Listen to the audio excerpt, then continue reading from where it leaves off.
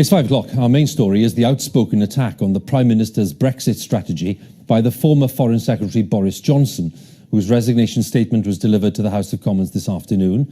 And while he praised the vision set out by Theresa May at Lancaster House last year, that was for a strong, independent, self-governing Britain, he then today condemned the New Deal, agreed by the Cabinet very recently at Chequers, as a miserable, permanent limbo.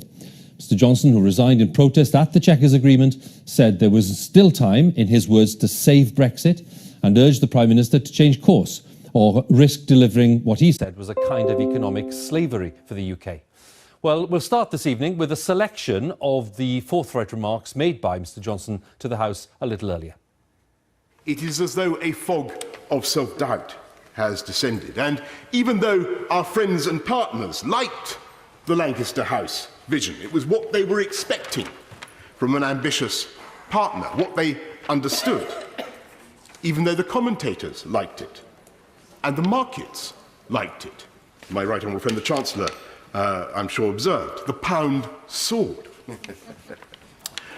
We never actually turned that vision into a negotiating position in Brussels, and we never made it into a negotiating offer.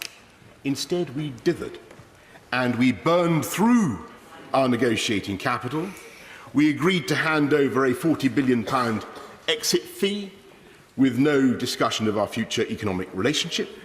We accepted the jurisdiction of the European Court over key aspects of the withdrawal agreement. And worst of all, we allowed the question of the Northern Irish border, which had hitherto been assumed on all sides to be readily soluble, to become so politically charged as to dominate the debate. The Chancellor was asked to identify the biggest single opportunity from Brexit. After some thought, he said regulatory innovation. Well, there may be some regulatory innovation post-Brexit, but it won't be, alas, coming from the UK, and certainly not in those areas. We are volunteering for economic vassalage, not just in goods and agri-foods, but we will be forced to match EU arrangements on the environment and social affairs and much else besides. And of course, we all want high standards, but it is hard to see, I say to my honourable friends, it is hard to see how the Conservative government of the 1980s could have done its vital supply-side reforms with those freedoms taken away. And the result of accepting the EU's rule books and of our proposals for a fantastical Heath-Robinson customs arrangement is that we have much less scope to do free trade deals, as the Chequers paper actually acknowledges, and which we should all frankly acknowledge, because otherwise, if we pretend otherwise, we continue to make the fatal mistake of underestimating the intelligence of the public, saying one thing to the EU about what we are doing, and then saying another thing to the electorate. It is not too late to save Brexit. We have time in these negotiations. We have changed tack once, and we can change again.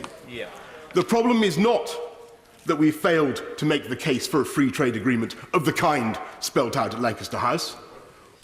We haven't even tried. We must try now, because we will not get another chance to get it right.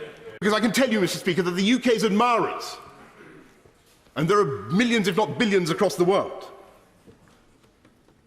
are fully expecting us to do what we said and to take back control and to be able to set new standards for technologies in which we excel, to behave not as rules takers, but as great independent actors on the world stage, and to do free trade deals, proper free trade deals for the benefit and the prosperity of the British people.